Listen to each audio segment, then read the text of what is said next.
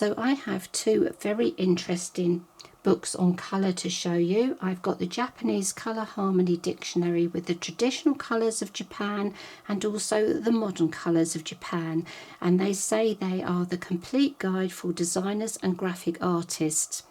Now, the traditional colours book has 288 pages and over 2,750 colour combinations, and the modern book has 304 pages and over 3,300 colour combinations, and they both have the colour referencing system of CMYK and RGB.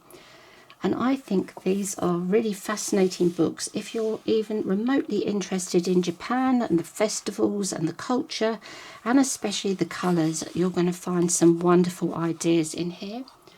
I just want to make sure we can see everything. So we start off with this colour photos, and these I really do like when you get a photo reference at the beginning, because it makes it so easy to look things up.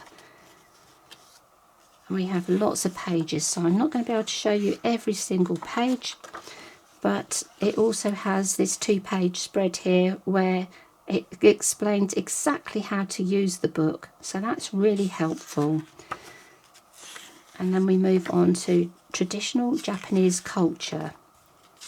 So I'm going to show you a few pages from each chapter, so just to give you an idea of what's in each chapter. And I've got markers in for each new chapter.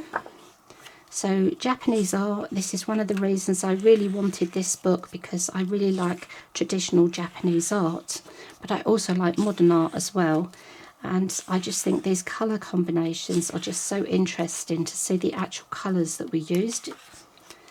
And then we move on to spring calendar events. Now, spring seems to be such a wonderful time in Japan.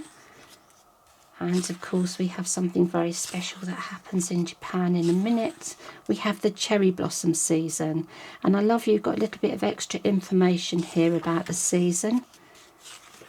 We move on to summer. You have so many different ideas in here for patterns and the way to use the colours together. And I think this would appeal to textile designers, whatever type of design you actually do, whether it's on paper or whether it's with fabric. We've got different calendar events. So many different events in the Japanese calendar. A lot of them I'd never even heard of. And then we move on to winter calendar. It's interesting to see how the colours change throughout the year. And we move on to this, is really fascinating. I love this. The 72 seasons of the Japanese almanac. So it's all about nature. That's really, really pretty. So many different things. The silkworms awaken and eat mulberry leaves. Absolutely fascinating. Then we've got Japan from north to south. And we have Japanese landscapes by colour. So we have all the different colours in there.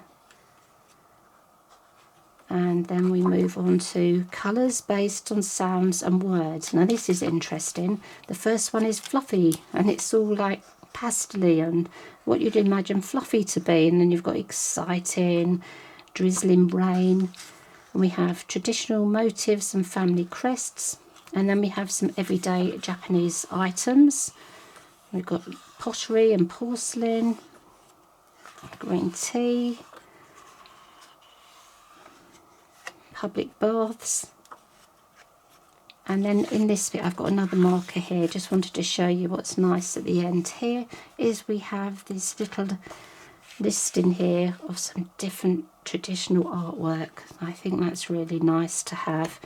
And then you have the photo credits. And if I move over and bring in the modern book, so I bought the traditional book, and the day it arrived I loved it so much I ordered the modern colours of Japan, which is quite different, and it's interesting to see how the palettes differ from the traditional to the modern.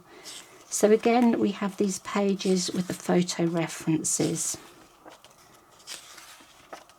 Lots and lots in these books, and we also have the how to use the book, which is very important. You just take a minute to read that through so you understand what you're looking at. Then we've got casual, active and pop, and as you can imagine, very bright, very bold colours here. And then we move on to the romantic, which is a lot softer and pastel-y. We've got Easter, cherry blossom again, which is quite different to the traditional. Really nice to have both colour combinations. And then we move on to natural, which is, as you'd expect, it's natural colours. Got dishcloths there, sweets, dandelions. We have fresh and clear. So I think the colours, the titles of the chapters really do describe the colours well. I think there are just so many wonderful ideas in these books. We have elegant, some lovely colours in here for elegant. And then we move on to gorgeous and luxury. Really nice. Now it does say at the beginning some of the colours were named by the author and others are standard Japanese colour names. We've got here dynamic and ethnic. So these are some things around the world. And we have classic and chic. Fountain pens, autumn leaves, mysterious. And the photography in this book is absolutely top notch. It's really great. Trick or treat and Halloween, witch's brew. Got sharp and modern. So this looks at some interiors from around the world. We've got the world around us. So we've got springtime in Japan, summer in Japan, festivals and events. So many different festivals. Really beautiful books. And then we move on to colours from different periods of history.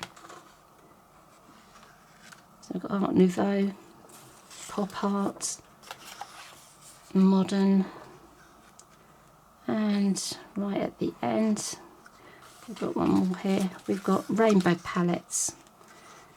So there we go. Just give you an idea of what's in this book.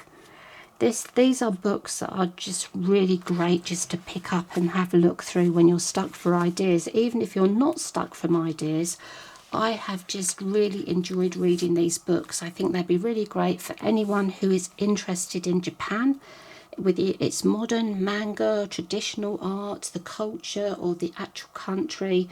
If you're a designer or an artist, any type of design or artist, whether it's fabric or on paper or digital, I would think that you would be interested in these books. I just think they are both really nice books.